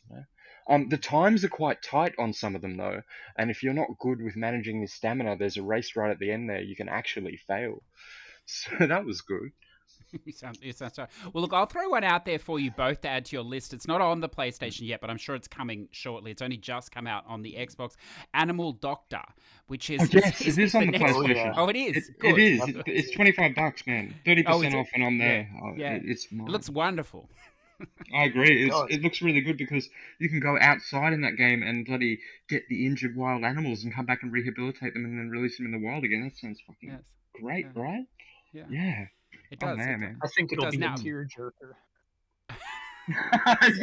yeah, man. If I'm not moved by that, I got nothing. Oh, I'm gonna have a box of tissues when I play that game for sure. Oh, look, I like it. Now, bro, I wanted to ask you about Marquette here. I see you played it on the PS5. So this is a game free with PS Plus if you owned a PS5. Otherwise, it was just you could just pay for it, I suppose, on PS4. You know, because that's how it is. Ready, you know, we get to pay for these things. Yeah. But anyway, I want to ask you because you came here with a time of 2 hours and 45 minutes, which is pretty quick. And I know there are some speed runs. Is the game that short? And is it worth playing? Real quick, back to the horse game. Oh, sorry. So as you know, in the Bible they have the 4 horsemen, but would you classify that game, because we've got BB and Tina, and we've got Hannah Montana. Would you say the character in that My Stables 2 would be the 4th horsewoman that is riding? Maybe. You think? Maybe, but because my character was black, you know, I don't want to get into anything too racial or anything, you know. I might have to what do you call it? Veto? No. Black character with orange hair riding cream pie. I think we're well inside the politically correct line there, sir. I don't know if it was jank enough to to count as one of the 4 of the apocalypse, though. You know, it's not. It wasn't apocalyptic enough. You know, it was too. Yeah, there are a lot of living things around it. No, I'm sorry to disappoint if you were hoping for that, but I think that we'll have to keep waiting. Well, the most apocalyptic one is the nighttime mode of Riding Champion, isn't it? Because it's just an epileptic hell that has no light whatsoever. It's just pitch black. It's just a void, you know? Yeah, I left the console because I was leaving that on to idle the 24 hours. I came back, turned the TV on, and about fucking died. I thought, what the goddamn hell is this shit going on? It's so freaking bright. Yeah, it's almost like the GPU's broken in your PS4 or something. Like, if you didn't know that this was going to happen. I was shocked the first time I saw nighttime, and I had to ride back quite a way during nighttime once because I was out exploring. You know, fuck, I love that game. That was the best horse game, eh? I personally enjoyed Unicorn Princess over that, just because I had the familiarity with the map since they. It was over before it started though, Unicorn Princess, you know?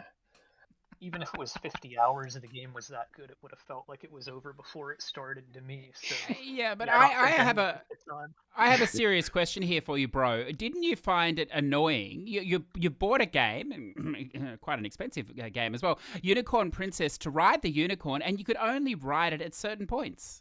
It was very disappointing. That gave you something to look forward to, though. Oh, you didn't know when it was going to happen, so you're all you don't put the game down. You keep pushing on through, like, when am I going to get to ride that unicorn again? That reward system. Beautiful tie-dye hair.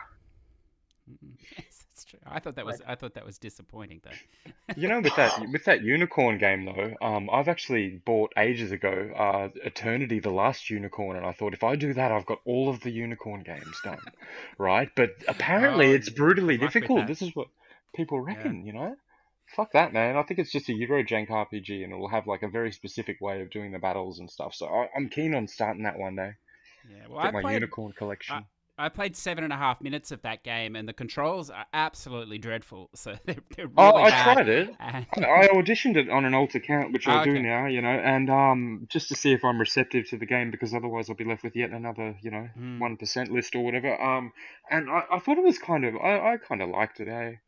Yeah, it definitely wasn't good objectively speaking, but it was, it looked good enough for me to kind of just to get that unicorn game done, you know. Yeah, okay, I like that. Now, I'll throw back to that Marquette. Same question if I can, bro. It's a very quick time there, 2 hours and 45 minutes. Is this game that short, and is it actually worth the time? If it was free, yeah, but I'm at this stage of gaming where I'm just kind of sick of looking at video guides to do the whole thing, because I want to get the game done quick, but I don't want to fuck around and figure the stuff out for myself. So kind of between the devil and the deep blue sea on that one, you know. Mm. It's like look at a Oh, guide, get it done quick, or get raged out, often pissed because you can't figure something out immediately. But yeah, it's just another one of those walk through the world, do a couple puzzles and whatnot.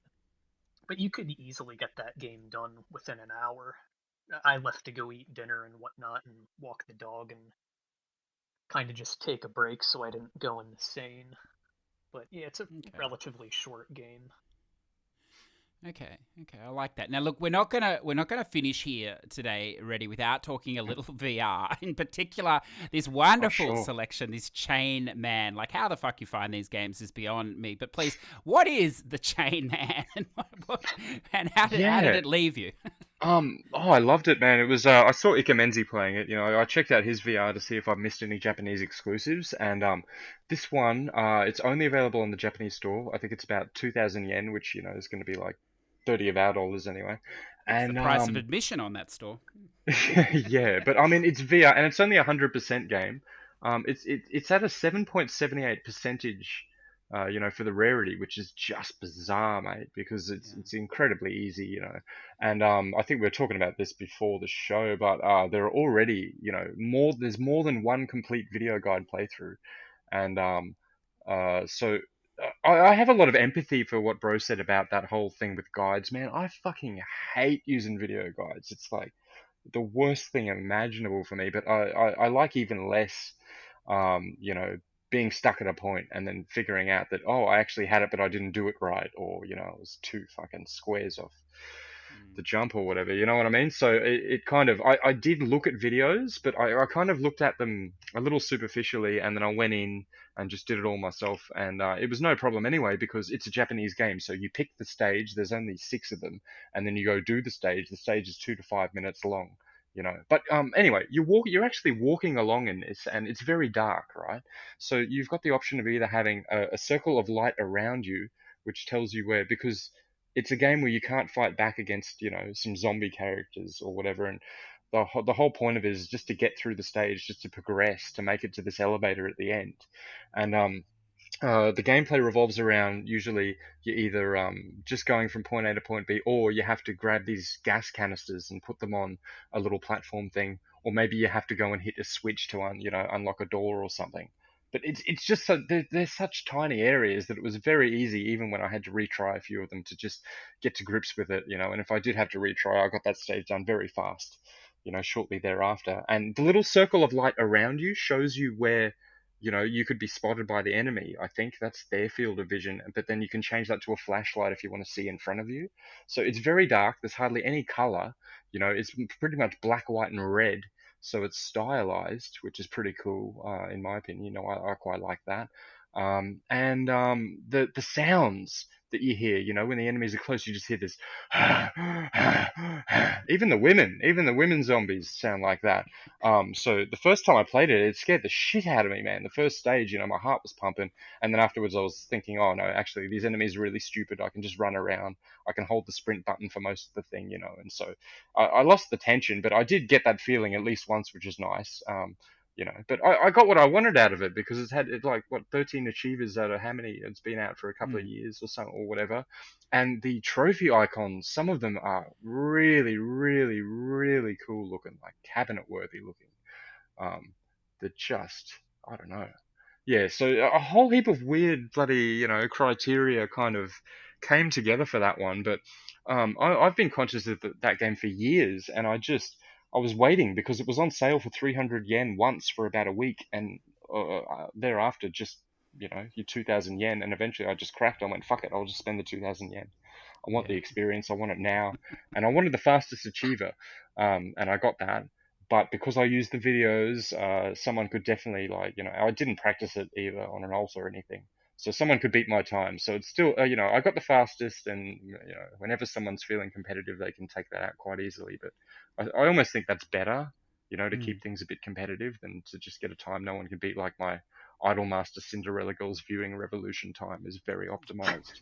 Good luck beating that. Nicely dropped there You for know? an AFK VR finish. Yeah, I know. Yeah, but you know, with this VR leaderboarding, right? The number one in Australia, Demon Prototype's a mate of mine, and he was just supportive more than anything else. He's like, "Go for it, ready, take over the world, mate," kind of thing.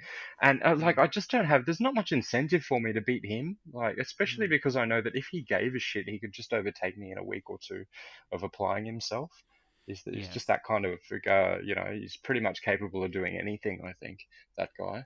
So, you know, I'm just not in a rush to beat my, my dear mate kind of thing. Fucking it just, you know. So, and also when I did go on the tear with VR, I played so much static shit that when I fired up Spamplat Hex Tunnel, it moved and I was excited and I enjoyed the shit out of both stacks, you know. And I was dreading that one. I thought this is going to be like, the shit I did in Eagle Flight, but just 100 times worse. I actually like the Eagle Flight flying through the little claustrophobic tunnels, you know. But this one, there's no, you know, it's just it's pretty jank or whatever. But no, I liked it. Well, I mean, it's an interesting point. I mean, it cuts both ways too. The problem is with those, without detracting into those leaderboards, is that even if he only has 10 or 20,000 on you, to catch him, you have to play the games he hasn't played yet. You know, or you potentially you're going to play games he hasn't played, so he can do that. And I mean, it's just a perpetuating cycle, as you say. Although, I mean, you know, Chain Man, I suppose, is, you know, I don't know, that may be a unique one for you, perhaps. That's you know, that's part of my occulturalism. That's a must play. Like, nobody, you know, no one's played this, so let's find out what it's like, right. Sort of thing. That's right. You'll strangle him with 300 points at a time. I like it. So it's wonderful. Now, look, I'm conscious of the time. I know it's getting late there for you, bro. And I did want to thank you both so much for coming on today and for you ready and tonight there, bro. I know it's, as I said, getting later. You've both been wonderful supporters of the show. I think occasionally you even listen, which, you know, again, my apologies for that or whatever else. But it has been wonderful just to talk games, because one of the things I've noticed, and we've had a little back and forth with, I think, both of you over the time and with others as well, is that there are a ton of gaming podcasts or whatever, but some of them are very superficial in their coverage of games or whatever. You can tell they haven't played them, and then some, you know, just I don't think they play at all. They just talk around the games or something. But it's been wonderful that you supported this show, which, you know, I think from the large part has dealt deeper into games. Although, as we saw today, some of those games might be a little bit different to what people play. But I think that's important too. So I suppose in a long-winded way, I want to thank you so much for both coming on. And if you, I don't think you want to spruik yourselves, but by all means, if you do want to spruik yourselves and people can follow you in such randomness as that, please do. Oh, what now? Yeah. Message me on PSN or PSNP if you want to know any info about some stuff I've done, and I probably won't be able to remember most of it. I'll probably give you some pretty vague stuff, but it's better than nothing. You can do that if you please. I'll pretty much always respond to those sorts of things, just because I'm happy to save people a bit of time if I've wasted mine. You know. Yeah. And bro, if people want to find you and follow on. Yeah, you can reach me at ImStylinOnYaBro on Twitter, PSN profiles, pstrophies.org, and True Trophies, but I don't really get on there at all. And I said before, I've still got to get my OnlyFans set up to upload my trophy videos, because recently on Pornhub they got shut down and only verified members can upload there now, so I'm still good, sir, don't worry. My plan to load them there. Yeah, we'll now that time's freeing up, we'll sort that out for you, because that's a good use of time, I think. No, as I said, I do want to thank you both. And if you are, I know I get messages all the time from people that are different stages of trophy hunting or whatever else. And as I'm sure many, of you find, and you constantly hear in the trophy community, I used to talk to this person, I used to play with this person. There are some really stand-up people out there, though, and I totally endorse these two fine gentlemen. And I know they're always very willing, perhaps not to boost for you or carry you through a game, but they're always very willing to provide information, particularly on games that are not really necessarily mainstream and perhaps don't have all the information out there that we would like. So that's it, guys. Thank you so much for coming on. No worries. It's been great.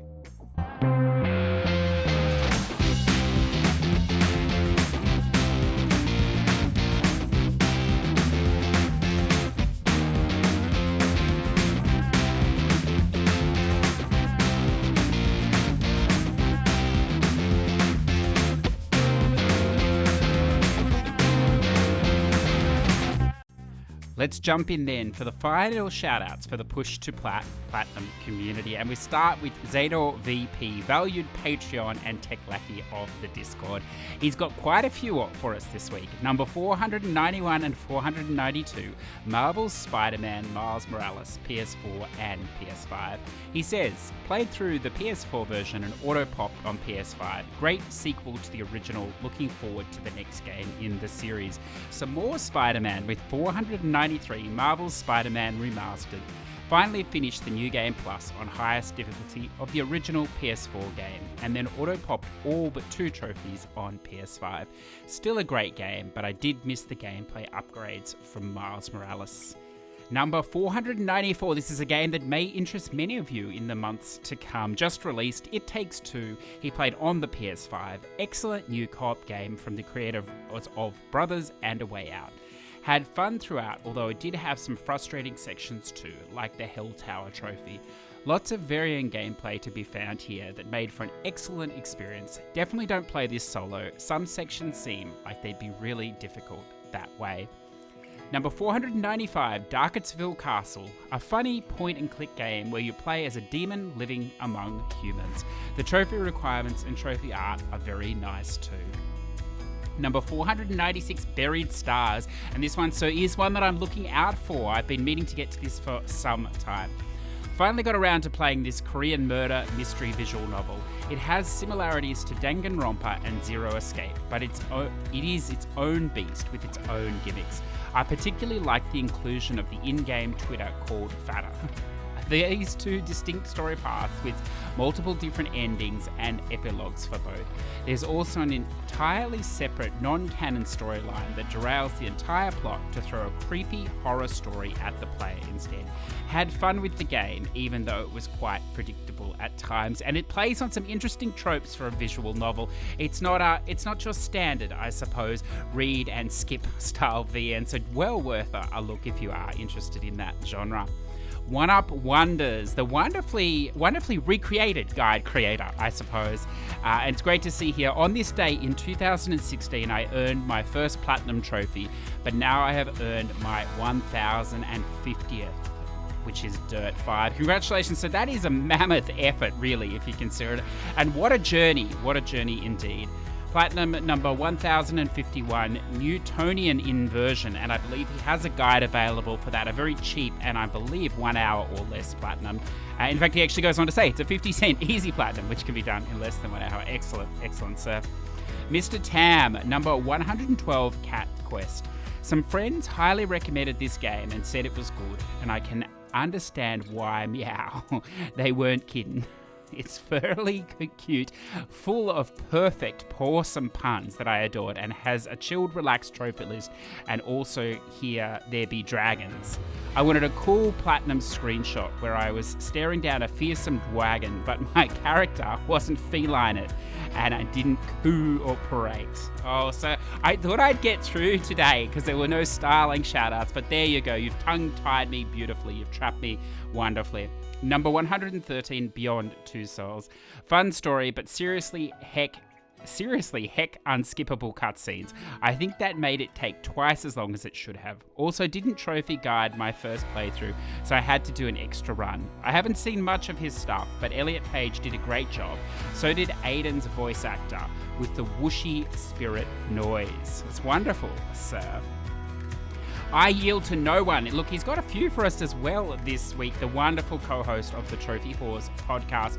He starts us off with number 120, Spyro 2 Riptide's Rage, which is 53rd PS4 Platinum, number 121, Ghostbusters, the video game remastered, and number 122, Adam Ventures Origins, the PS4 Platinum, number 55 for the So. It's one of the hallmarks of spam, and it feels fitting that we're coming to an end today and we're mentioning one of the first of the PS4 genre spam titles. Boy, have they got shorter over the years, sir.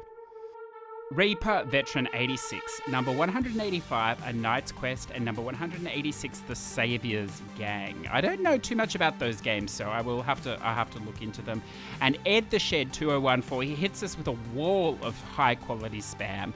Number 204 and 205, Castle of No Escape 2, NA and EU stacks. That takes all of about 3 or 4 minutes. each. Number 207, 50 Words by Paugi Vita. It's a classic. Number 208, Synergia EU stack. I believe 3 stacks of this. I haven't played it. I understand it's like 5 minutes or something, a skip. Number 209 to 211, Hell Breaches EU, NA, and AS. It's a sort of a fun Radar plat from a few weeks back. Number 212 and 213, One Escape EU and NA. It's not dreadful by any stretch, this little puzzler, I suppose platformer as well. At number 214, Baseball Breaching Gaming Arcade, which is really, I don't know, this is obviously the new direction of Spam, the 2-minute plat with the predetermined inputs, if you like. So wonderful, wonderful to see we can get a little love in for that as well before we wrap up. Now, who have we got next? EDJ3DG, number 74, Infamous. Dude! Fuck the enemies in this game with their American sniper sharpshooter skills, man. 3rd most tedious plat I've done so far. Probably shouldn't have done the playthroughs back to back, but either way, it's done. PS3 list keeps getting smaller, baby. Well, look, that's wonderful. That's wonderful, sir, and hopefully you can time your finishing on that wonderful system with the Sony pulling the plug on the store. It would seem very fitting. Spooky 5U, some big ones as always for this man. Grand Theft Auto 4, that's a beast, sir. Congratulations. And also he's got here, I'm a dirty stacker gamer now. Look, I don't think you understand the way we use the word stack and the way you use it, so, but look, I tip my digital hat to you. It's a big one. Although maybe it's more cheesy than I think. Friday the 13th, NA and AS stack. Perhaps some of that is auto pop, I'm not sure. Looking at the timings, it's definitely quicker on the stacks, obviously. Congratulations to Rena, 10k trophies. It's a massive milestone, sir. Well played indeed. And our final shout-outs for this week, or our final shout-outs for the show, I suppose. Patreon producer and supporter of the show, MZ Nitro. Number 29, Wreckfest. It really is a wonderful demolition car racing game. More on the arcadey side. If you haven't played it, I don't know what's wrong with you. And number 30, look, I love this, The Crew 2. I almost gave up on this game because of some boat races were proving difficult at the time. I decided to go back a few days later and level up the vehicles I was having issues with. And it turned out into a better idea than I could have imagined. Definitely recommended for everyone to try out, but more so for racing fans. Also happy to have it as a milestone. I'm loving that you love that game, sir. I'm so glad that I've gone back to it over the last month or so, because at launch I sort of blasted my way through it, so it's nice to come back to it, and it's so different from the original Crew. Perhaps that's my sadness to you, that you won't get to experience the original Crew, and I know you could go back to it now, but servers, and it's an old game at the beginning of the PS4 life cycle, literally the beginning, so probably not worth it, but 2 very distinctive games, both worth a look. And number 31, we were here. We indeed were here, sir. Special thanks to our wonderful Aussie friend, Affectatious Donk. It was great fun talking to you today and gaming it out a bit along the way. Looking forward to more in the future. Of course, sir, I tip my digital hat to you. It was wonderful riding in the backpack there, being carried. I got to see, I had a very good view all up and all, so I can't complain. So there you go, listeners. It has been an absolute pleasure to talk with you, to talk at you, perhaps, over the last 3 years. We've had so many wonderful guests that have given up their times, from gamers to developers, musicians, content creators. Look, just about everything we could possibly hope for. We've managed to learn more about people. We've managed to share stories. We've met people, and we've watched people leave as well. The community always evolves. That's what's so dynamic about it. That's what's so enjoyable about it. You never know who you're going to meet, who you're going to game with, and what funny stories are still to be told. So jump into that party chat, reach out to that person, say hi on a Discord. It isn't a solitary passion unless you make it so. And of course, to those people that have moved on to new endeavors, I wish you all the best as well. I hope in time you can find a good balance and happiness with gaming and life and everything that we all love to do. It has been my pleasure to talk, as I said, with you each and every week. I've learnt so much about gaming, I've learnt so much about why we trophy hunt, and I've learnt so much about how to incorporate all these elements into what has made such an amazing and enjoyable experience for my own gaming. And from me, I must thank you for that. So whatever level you're at, whatever style of gamer, trophy hunter, trophy whore, achievement hunter, achievement whore, or degenerate you like to call yourself, I hope you find the games, the trophies, and the Chivos. And you better bet I'll be waiting. I'll see you at level 999.